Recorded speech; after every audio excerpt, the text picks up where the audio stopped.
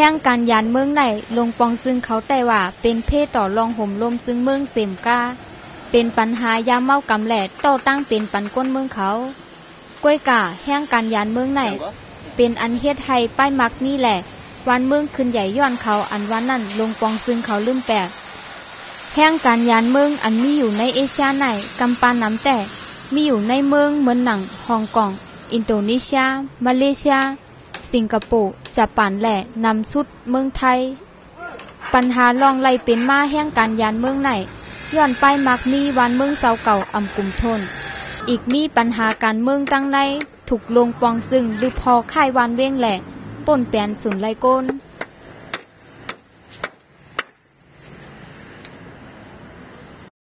ก็ว่าเฮาคาเนาะอยู่เมืองเฮานี่ก็ว่ามันเต็กเตียงแล้วก็โดยนั้นมันเต็กเตียงเราอยู่เปิงกินสัมพันธ์เจอก็มันเต็กเตียงลืมพ่อกว่าติงเฮาคาอยู่ได้กินได้จังว่าเข้ามาในเมืองไทยอ่ะมาเฮ็ดการก่อสร้างค่ะของเอาไรมื้อเดียวได้ทวารเฮ็ดการก่อสร้างเวลาเฮ็ดการไฟการส่วนว่ามันก้มกินก้มอยู่นั่นน่ะถ้าวันมื้อเฮาหลีได้เฮาขาใครขึ้นมือค่ะนะก็ว่าโปเมว่าสุดปีมีน้องมีมื้อค่ะเนาะเฮาขาใครมื้อเฮาเซาอะไรอยู่ง่ายกินลงนั่นนะก็ว่ามันทุกข์มันยากขนาดแล้วก็ว่ามาเฮ็ดการในเมืองไทยนี่ก็ทีแรกเขามาเมืองไทยเนี่ยก็อยู่ที่เฮือนก็มีการเฮ็ดนั่นน่ะเนาะแล้วก็ไห้หน้าก็มีเหมือนเพิ่นแล้วก็เลยขายกุนอันอีออดจะไหนให้อะไรกินจ้างเพิ่นเฮ็ดจังได๋กันน่ะก็เพิ่นมาคนตั้งว่าไม่เฮ็ดการก่อสร้างนั่นน่ะเนาะแล้วมาเฮ็ดเหมือนว่าก่ออีอ่ะก่ออีแล้วก็ชมปูนก่อสร้างกรรมกรนี่ก็เนาะก็ดีเตมันก็เที่ยงตั้งนาน3ปีเตเปิดอาเซียนเนาะก่ออะไรกุ้งเมืองเพราะพันว่าได้เมื่อที่เมื่อเฮานี่ก็เนาะว่าใครเมื่อตีเมื่อเฮาแล้วก็เหมือนจังว่าใครเมื่อกบชังนี่ก็เป็นหือละเหมือนจังว่ากะไรกุ้งเมืองในเมืองเฮาก็ตีหากินง่ายนั่นน่ะเนาะประมาณม่วนว่าก็ขายของเตง่ายมันจะหาประมาณม่วนนังเตง่ายขึ้นเมื่อวานเมืองดีขึ้นก็เนาะการประมาณได้อยู่เมืองเลยก็กะขายมื้อไหนก็ขายของให้จังได๋นั่นเนาะเลอเซถูกเด็กกาแห้งแหลกกว่ามาอ่ำมีลองลอดแล้วเหย่าสุนไล่แห้งการแหล่ป้ายอยู่ลีเสื้อไหนอ่ำไล่เข้าถึงหับตุ้งเอาเต็มทนปุนตาปึดเมืองต่อกันตา10เมืองห้องซึ่งเมืองอาเซียนแทง3ปีอันเตมาตั้งน้าไหนอ่ำว่าสุนไล่แห้งการป้ายปิญญาป้ายอยู่ลีเสื้อไหนหนังฮือเขาป้อเตเข้าถึงไล่ง่ายกลุ่มทนนั่นลงปองซึ่งเมืองอาเซียนเขาวนไว้เสื่องหือลายเย้าปุนตาเขาป้อขาดมาลาดลุยลองอาเซียนในเนาะก็เป็นว่าเป็นลองอันซิจริงนึงผมถึงอาเซียนในก็มีลงตุ้งตื่นเพื่อการตุ้งตื่นในประตูหัวข้ออาเซียนเนี่ยเพื่อการก้นกำนำก็ยังเป็นบอกใจนี้ว่าอาเซียนนั่นมีลองเรื่องการเป็นหนึ่งกองซ้ำปี10เมื่อนาแห่ง3ปีนั่นแต่ในคนเมืองปีแห่งการเจ้าคือซ้ำติดได้ขับถึงหาแห่งตึงหือแต่หัวคอตีกรรมปักเปิดอาเซียนอันนี้ก่อนก็ประเด็นอะไรแห่งการนั่นเขาข่าวว่ากำปน้ำในจินไทยอันมาอยู่อ่านหูล้านมันอันนั้นเขาข่าวหนึ่งแค่ว่าหนึ่งแค่ป่องเจอก็สั่งแล้วป่องเจออันนั้นจริงก็แปลว่าหนึ่งนั่นข้อมูลมันเนาะลองตั้งหู้กับใจลองอาเซียนนั่นหู้อะไรหมอกกะหือซ้ำตรงนี้จุ่มเหลอถ่ายเหลอตีปันตั้งหู้กับกะเลยเมื่อหน้าทับไปอาเซียนนั่นมันได้ถึงกองสองและซ้ำลองห่างแฮนแต่ตัวตัวสีอาเซียนติดขับขึ้นห่างแฮนกว่าเมื่อนานนั่นมันได้ไปถึงหูตอนนั้นแหละเขาว่าได้มันแห่งการอันวาอยู่เศร้ากินสาเหตุการณ์อยู่ในเมืองไทยแลนด์นอกเมืองเลยสั่งนั่นเขาว่าได้มันดูเลยปันตั้งหูแลติดสึกไปจุกอยู่แต่ปักเป็นอาเซียนมันมีจุดตั้งก่อน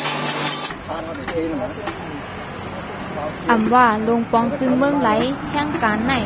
เขาวนว่าเป็นเพศต่อเมืองเขามาหิมการก้นเมืองเขา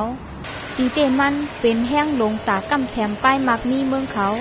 หนังฮือป้อเตขึ้นใหญ่ขึ้นจันเจ้งหนังเกินลงปองซึ่งเขาอ่ำวนว่าเตปกป้องกันเพื่อตังกันสุนไล่เขา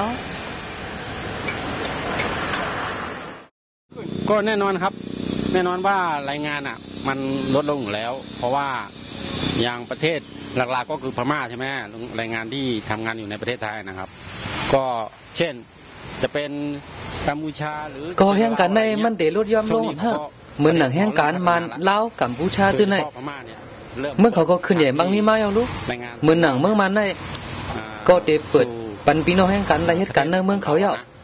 และยินข่าวว่าคนนอกเมืองเขาก็เดมาลงตื่นแล้วในเมืองมันในน้ำเด็ดๆย้อนนั้นเขาวนว่าแห่งการเขาเดปอกขึ้นเมื่อ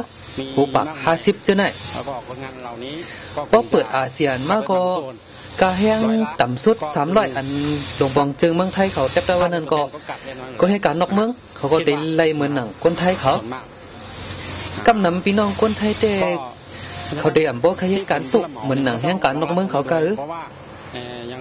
ในย่อมภาพว่าอันนี้ก็เป็นปัญหาฮะตาม300เนี่ยนะครับอีกหน่อยแรงงานต่างด้าวก็ต้องขึ้นตามรายงานที่รัฐบาลเขากำหนดไว้นะครับส่วนใหญ่ก็คืออาจจะไม่ทำงานที่หนักมากนะฮะแรงงานไทยเนี่ยนะครับก็ไม่ค่อยสู้ไม่สู้นะครับเขาคงจะไม่ทำถึงเท่าแรงงานคนต่างด้าวนะครับครับก็ยอมรับว่าตรงนี้มีปัญหาแน่นะครับเนี่ยเขาคาดอะไรลำจอมปักกาตัวว่าปักปืนลูกอาเซียนนั่นมันมีไปจริงหรือสัมตาเจ้าคือแห่งการสิบวันนั้นเขาคาดถูกเลยสอกหาขับคืนหางแฮมตาดีหู้ได้ปรสีปักปืนอาเซียนจริงฟองสารนั้นจุ้มอันเลยกับกายโดยแห่งการนั้นถูกปัดต้องอาเซียนก็เพื่ออาเซียนนั้นอำจะว่าจึงเมืองเหล่าจึงเมืองหนึ่งมันเป็นตาเจ้าคืออย่าไปลืมว่าในอาเซียนนั้นมันมีเจ้าคืนหนำไว้เพื่อการหลายๆเจ้าคืนนั้นก็แต่ละว่ามีปุ่นหนึ่งในปัตตานีของอาเซียนก็นั้นแห่งการหรือหางแห่งคัดเจอสิเลยสุดเพี้ยนหูกว่าป้อมนั้นนะฮะแห่งการก็เลยเหมือนหนังก้นอ่ำหูใหม่มีแร่สุกเอาเปิ่นจุงจันกว่าที่นั้นหลายปี10 ปี20 ปีป้นมาก็แห่งการก็เลยอยู่ในสภาวะที่นั้นก็นั่นแหละนางนุข่าวตีไรมีศพมีเสียงหลักความสัมปองพูดถึงว่าในเปิงว่าเลยอาเซียนนั่นเข้าข่าวซ้ำตีไรมีส่วนไรจริงหรือเข้าข่าวตีไรปกป้องข้างไว้จึงป้องอันนั้นข่าวว่าอะไรแห่งการไม่รู้ข้าจะเจอเสลสึกเป็นกว่าหลังในเป็นรองอันดับรองที่สังวาซึ่งเมืองอาเซียนปิดมาเต้ๆในซึ่งซุ่มแห่งการเขาก็ถูกลีหูปักเปิงไม้มีซึ่งเมืองอาเซียนแหละสุนไล่สุนเป็นโตเก่าตาเตปกป้องโตเก่าขึ้นใหญ่ซึ่งหนังเปิ้นอยู่ซุ่มข่าวสื่อแห่งหนุ่มรายงาน